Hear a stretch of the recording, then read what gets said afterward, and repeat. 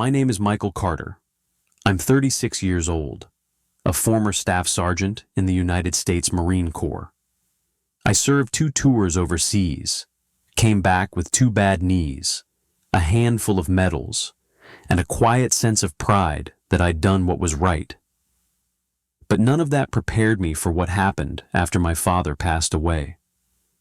He was a retired Army colonel, tough, stoic, the kind of man who ironed his jeans and polished his boots every Sunday. I spent my whole life trying to live up to his name. When he died, I thought maybe, finally, he'd see me for who I was, not for what I didn't say or didn't show. I sat there in that lawyer's office, heart pounding, waiting for something, anything, that would tell me he was proud of me. Instead, the lawyer opened the envelope and read, my brother Brandon would inherit everything: the house, the cars, the savings, the stocks, the entire estate, wrapped in a neat little line that left no room for confusion. And me? I got a small box. Inside was an old military medal, tarnished at the edges, the ribbon frayed. It looked like something forgotten in the back of a drawer. I didn't understand. How could a man who taught me about honor and service leave me with a symbol and leave my brother a kingdom? I held that medal in my hand like it might still explain something. Maybe it would speak. Maybe it would apologize. All it did was sit there, heavy and cold, like the silence between me and my father that I never quite learned to fill. I grew up in a house where silence spoke louder than words. My father believed in discipline, not affection. Every morning felt like inspection, and every evening felt like debrief. He wasn't unkind. He was just strict. He ran the household the way he once ran his platoon. Sharp lines, early hours, no room for softness. As a kid, I thought maybe if I followed every rule, he'd see me. I folded my bedsheets tight, scrubbed my boots till they shined, stood tall even when I was scared. I thought if I kept everything in line, including my feelings, he'd notice. That maybe one day he'd put a hand on my shoulder and say he was proud. But that hand never came. Brandon was different.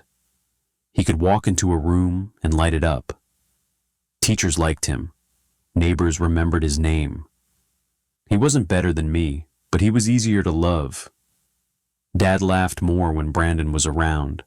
He'd ruffle his hair, nudge his arm, ask about his day. With me, it was always about tasks, grades, chores, goals.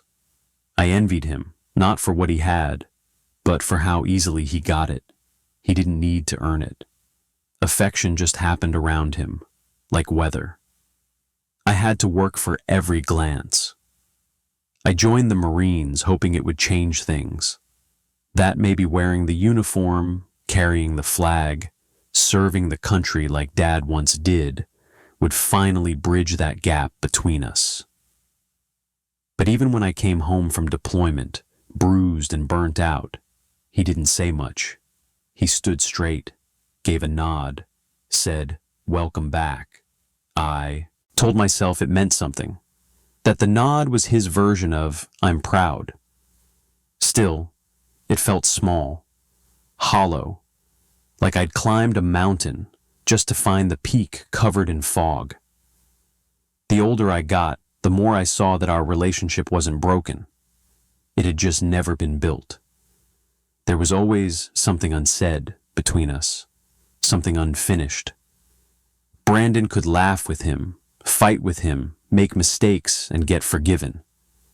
I was the quiet one, the good soldier, the one who waited for recognition that never came. It was raining the day we buried my father. Not a storm, just that steady gray drizzle that soaks everything in silence. He would have hated it. He liked clean skies and sharp lines, the kind of weather where you could see your shadow and know where you stood. I wore my old dress blues. The buttons didn't sit quite right anymore, and my knees ached from the cold, but I stood straight like he taught me. The folded flag was handed to my mother, who clutched it with both hands like it might fall apart if she let go. Brandon stood beside her, not crying, just watching, lips pressed tight. After the funeral, we drove to the lawyer's office in near silence. The room was too warm, smelled like paper and old leather. The lawyer, a man with wire-framed glasses and a too smooth voice, cleared his throat and began reading the will. I didn't expect a lot, just something, a letter, a word, a sentence with my name and the word proud in it. Instead, Brandon was given the house, the land, the investments, the bank accounts, everything. It was all listed neatly, like a shopping receipt. My name came last. One item, a small wooden box containing a single military medal awarded to my father in Vietnam. The room went still. My mother turned to the lawyer like she didn't hear right. Her lips parted, but no sound came. Brandon shifted in his seat, not smug, not sorry, just quiet. I couldn't move. My hands stayed folded in my lap. My chest felt tight, like the top button of my uniform was strangling me. I reached up to loosen it, but stopped. I wanted to sit taller, wanted not to break. When the meeting ended, the lawyer handed me the box. It was light, too light. I opened it and stared down at the metal. The gold was tarnished, the ribbon worn thin at the edges. I'd seen it before, hanging in Dad's study. It always looked bigger on the wall. In my hand, it looked small. I didn't ask questions. What would I even say? That I served too? That I bled for the same flag? That I spent my whole life trying to live up to his name, and now all I had was a piece of metal and silence? I nodded once, stood, and left the office. In the car, I held the box in my lap. My fingers traced the edge of the lid over and over. I didn't cry. I didn't speak. My throat felt dry. My eyes stung, but nothing fell. I just kept thinking, what did I do wrong? What did I miss? Was I really worth so little to the man I spent my life trying to become? That night, I placed the box on my desk. I couldn't bring myself to open it again. I just stared at it like maybe it would change, maybe it would explain. But it never did. It just sat there, heavy and quiet, like a final command I didn't understand. For weeks, I couldn't even look at the metal. I kept it in the same wooden box, buried under some old books on my desk. Every time I passed by, it felt like it was watching me, asking for something. I hated how much space it took in my mind. A worthless piece of metal. A reminder that even in death, my father couldn't say the words I needed to hear. One night, I was cleaning out my desk drawer, trying to make room for something else. I grabbed the box just to shove it deeper into storage, but the ribbon caught on the edge and the metal slipped out. It clinked against the desk, and I cursed under my breath. When I picked it up, I noticed something strange. The back had a fine scratch I hadn't seen before. It wasn't damage. It was a line, a seam. I ran my thumb along the edge and felt a soft give, like something meant to open. I grabbed a paper clip and nudged it into the groove. There was a soft click. The back popped open. Inside was a tiny black USB drive tucked into a shallow compartment. Taped to it was a scrap of paper with 5 words written in my father's handwriting. If you're reading this, then you're ready. My stomach turned. My pulse kicked up. I wasn't sure if I felt angry or afraid. I plugged the USB into my laptop and waited. One video file, untitled. I clicked play. My father appeared on screen, sitting at his old desk, wearing the same flannel shirt he always wore on Sundays. He looked older, tired. like the weight of something had been sitting on his shoulders for years. He didn't greet the camera. He went straight into it. He said he believed Brandon had been taking money from Mom's account while she was sick. Quietly, bit by bit. Enough to matter, but not enough to catch right away. He didn't have proof, just suspicions, but they had been growing. He tried asking questions, but Brandon brushed him off, made excuses, got defensive.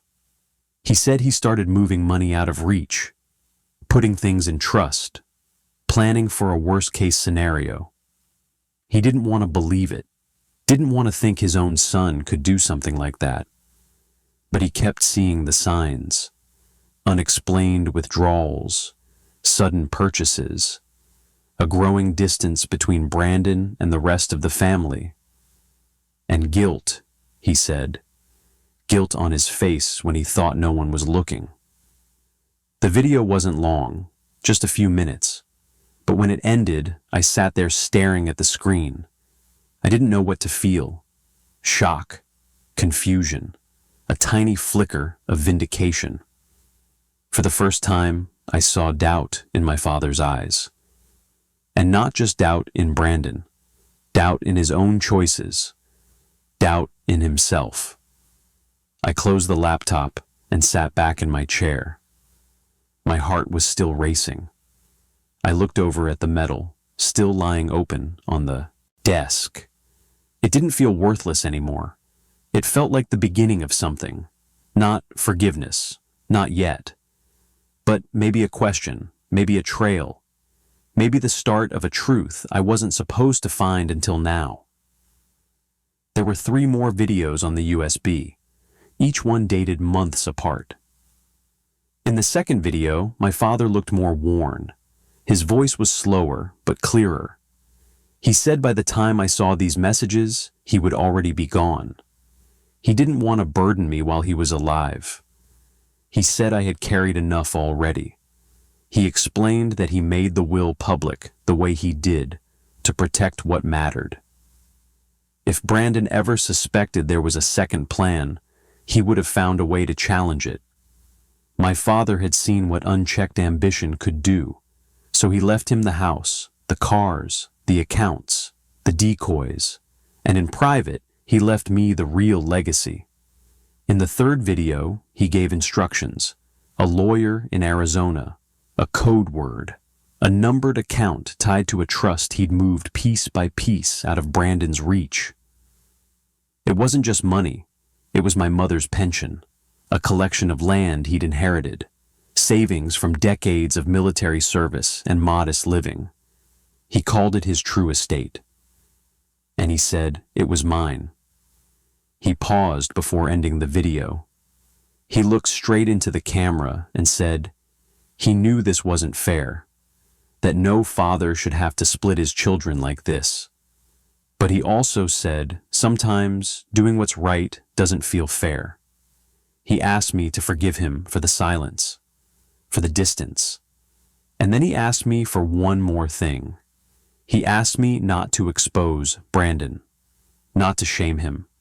He said if the truth ever came out, it would tear what was left of our family apart.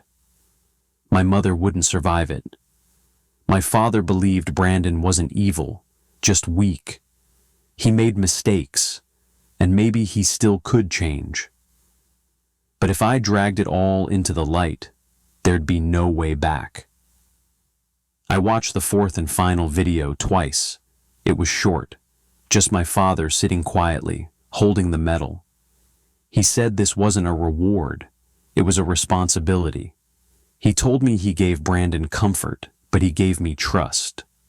He ended by saying he never stopped watching, that he saw me, even if he didn't say it out loud, that I had always been the one he counted on when it truly mattered. I turned off the computer and just sat there in the dark. My chest ached like someone had tied a knot in it. For years I thought he didn't care. And here he was, trusting me with everything. But it wasn't the money that mattered. It was the choice he left me with. I could expose Brandon. I had enough proof now. I could take the whole story public, clear my name, make sure everyone knew the truth. Or I could do what my father asked, stay silent, carry the weight, protect the family, even if it meant never being seen as the rightful one. It wasn't the kind of justice I'd imagined. It didn't feel clean, but it felt honest. And that mattered more. Life didn't change overnight, but it did start to settle. I used the funds quietly, paid off Mom's medical debt, moved her into a small home near the lake where she could sit outside and breathe without stress. I set up a college account for my daughter, bought a used truck. Nothing flashy, just enough to feel stable, safe. Brandon still has the big house, still throws parties, still posts smiling photos from the backyard like nothing ever happened. People see him as the golden son, the successful one, and that's fine. Let them think what they want. He lives in a house made of walls. I live in one built from truth. Most days I don't think about the metal anymore. It sits on a shelf in my office, not polished, not displayed, just there, a reminder. Not of what I lost, but of what I chose. I didn't win a court case. I didn't get applause. I got peace.